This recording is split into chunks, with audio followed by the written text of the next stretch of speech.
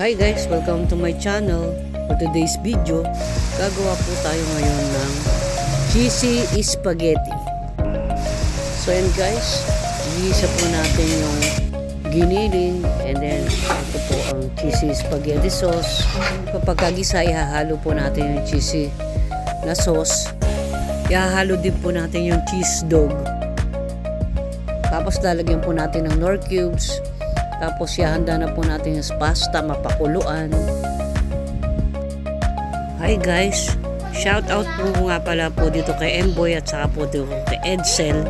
So, subscribe nyo po siya sa kanyang channel. Ito po yun guys. Hi guys! Ngayon, magluluto tayo ng Support nyo po ang kanyang vlog na Miss Eds.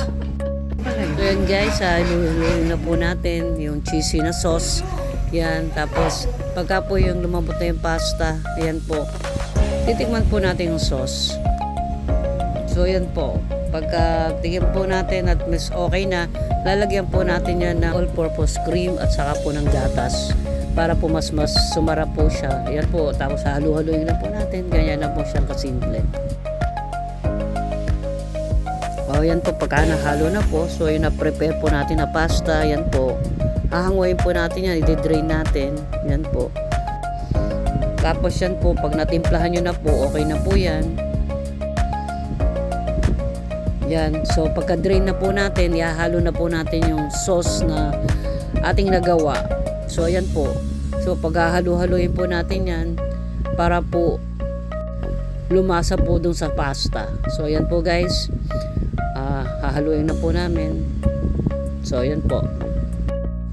Tapos guys, yung pong ham, ihahalo nyo din po dito.